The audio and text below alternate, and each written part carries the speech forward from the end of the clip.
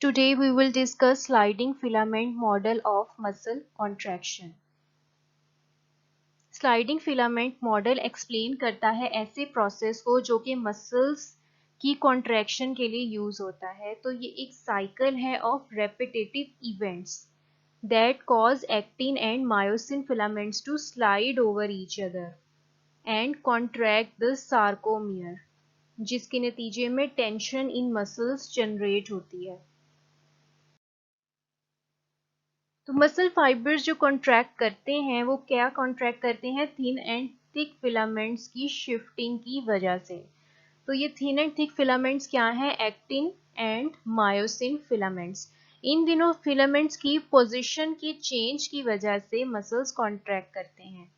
तो I band क्या होता है? इसमें रिड्यूस हो जाता है और शॉर्टन हो जाता है इन लेंथ, और जी लाइंस जो हैं एक दूसरे के करीब आ जाती हैं। तो एच हग्सले एंड ए एफ हग्सले और देयर कोलीग्स जो हैं उन्होंने सजेस्ट की थी ये हाइपोथेसिस इन 1954, जो एक्सप्लेन करती है उन तमाम इवेंट्स को जो मसल कॉन्ट्रैक्शन के दौरान टेक प्लेस होते हैं, और इसको उन्होंने sliding filament model of muscle contraction का नाम दिया है।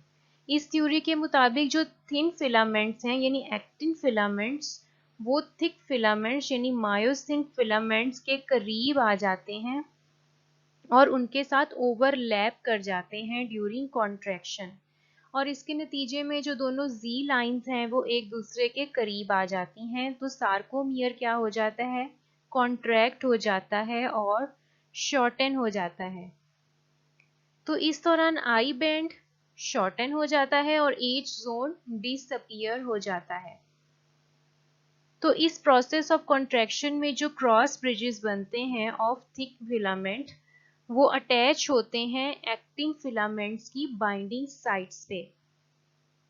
ये क्रॉस ब्रिजेस फिर कॉन्ट्रैक्ट करते हैं एक्टिन फिलामेंट्स को towards the centre of sarcomere, और इसमें जो लेफ्ट साइड पे एक्टिन फिलामेंट्स होते हैं वो राइट साइड की तरफ मूव करते हैं, और जो राइट साइड पे एक्टिन फिलामेंट्स होते हैं वो लेफ्ट साइड की तरफ मूव करते हैं, जिसके नतीजे में दोनों जो हैं वो सेंटर की तरफ मूव करते हैं और सार्कोमियर जो है वो हो जाता है शॉर्ट एंड कॉन्ट्रैक्टेड।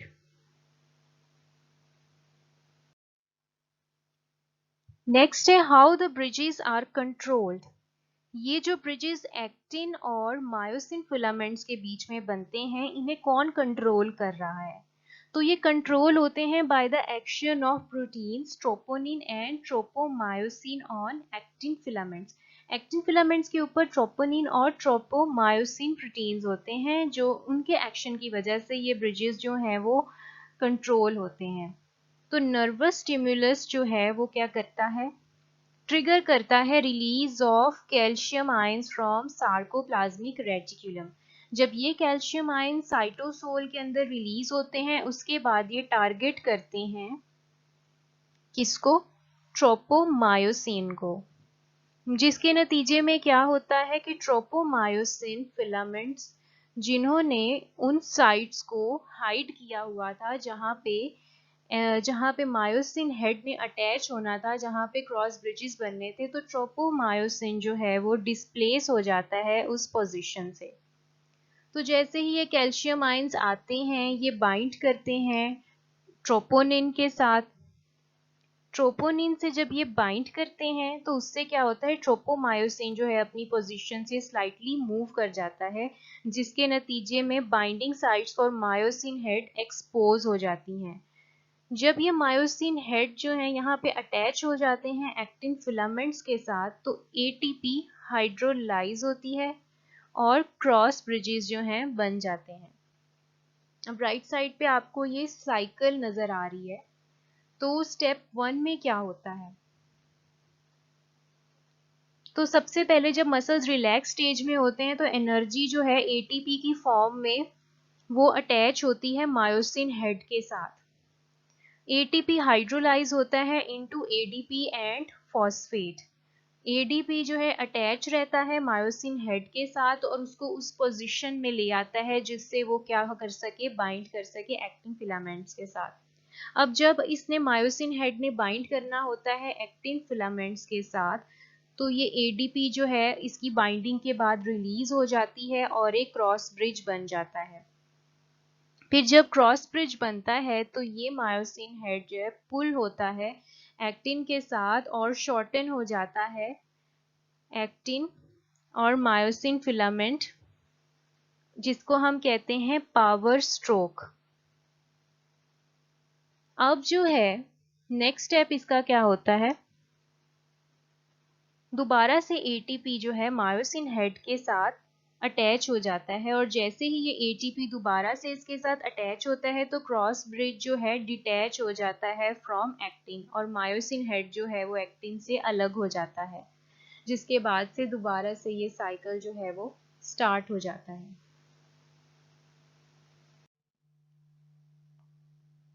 तो रिगर मॉर्टिस क्या है, इसे हम कहते हैं स्टिफनेस ऑफ डेथ। इसमें बॉडी की रिजिडिटी हो जाती है आफ्टर डेथ, यानी मसल्स जो हैं वो रिजिड हो जाते हैं, they can not move. ATP जो है बहुत जरूरी है to break the link between myosin bridge and actin.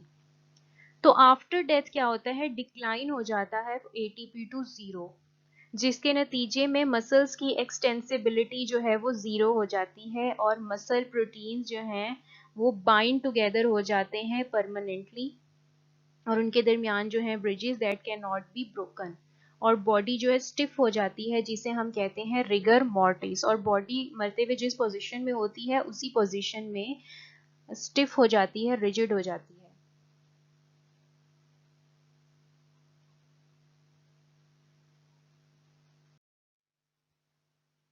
Next है controlling actin myosin interaction. Actin और मायोसिन इंटरेक्शन किस तरह से कैल्शियम आयंस कंट्रोल कर रहे हैं। तो मसल कॉन्ट्रैक्शन के लिए ज़रूरी है कि मसल के कॉन्ट्रैक्शन के लिए एक न्यूरल स्टिमुलस जो है वो सबसे पहले रिलीज हो, उसके बाद कैल्शियम आयन जो मसल सेल्स के अंदर हैं वो रिलीज हो और यहाँ पे एटीपी की सप्लाई भी मौजूद हो। और ये स्लाइडिंग फिलामेंट के दौरान जो जो इवेंट्स टेक्स प्लेस होते हैं उसमें मसल एक्टिवेशन है, मसल कॉन्ट्रैक्शन है, रिलैक्सेशन है और एटीपी की सिंथेसिस है।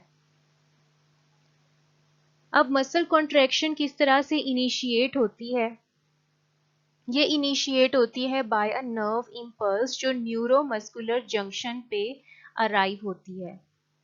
न्यूरोमस्कुलर जंक्शन ऐसी साइट है of chemical communication between nerve fibre and muscle cell.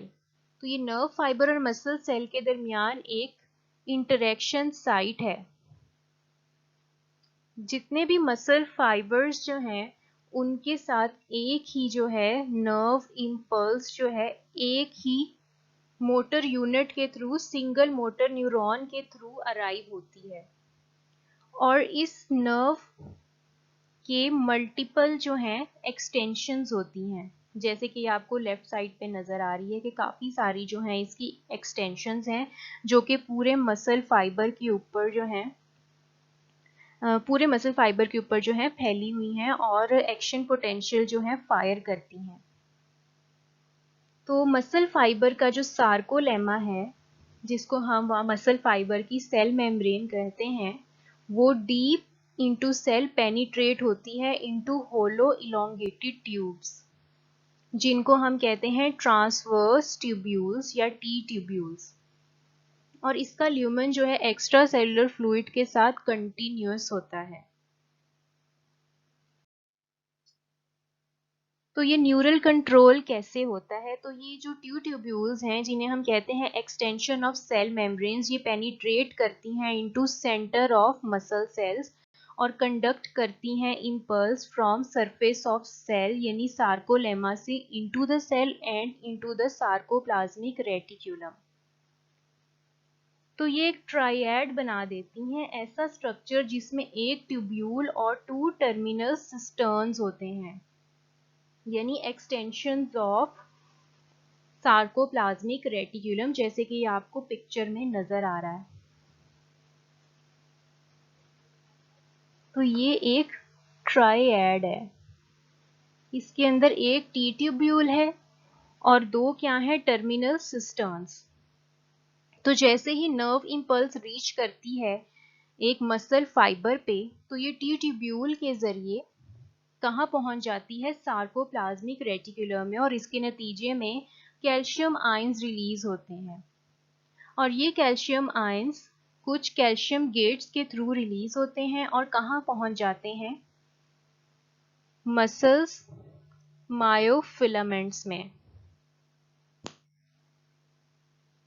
तो कैल्शियम गेट्स ओपन जब होते हैं और कैल्शियम साइटोसोल में रिलीज होता है, तो ये कैल्शियम जाते ही ट्रोपोनिन मॉलिक्यूल्स के साथ बाइंड कर जाता है ऑफ थिन फिलामेंट्स, और बाइंडिंग साइट जब एक्सपोज हो जाती हैं तो क्रॉस ब्रिजेस बन जाते हैं with myosin and actin and contraction occurs. इसे हम कहते हैं ऑल और नन रिस्पॉन्स। तो ये रिस्पॉन्स को इस तरह का नाम इसलिए दिया गया है क्योंकि contraction of each muscle fibre is based on all और नन प्रिंसिपल, यानी all fibrils of muscles participate in contraction, और कॉन्ट्रैक्शन डिपेंड्स करती है on the number of fibres that participate in contraction, यानी एक ऐसा टाइप ऑफ रिस्पॉन्स जो या तो कंप्लीट होगा या फुल इंटेंसिटी का होगा या फिर टोटली एब्सेंट होगा, और ये डिपेंड करता है on the strength of stimulus. अब इसके नतीजे में जब मसल फाइबर कॉन्ट्रैक्ट होता है तो फिर क्या होता है, टेंशन प्रोड्यूस होती है इन स्केलेटल मसल्स, और इस कॉन्ट्रैक्शन की वजह से टेंडन्स जो हैं वो ईच साइड से क्या होते हैं, पुल होते हैं, जिसकी वजह से मसल जो है हमें इस कॉन्ट्रैक्टेड स्टेट में नजर आता है।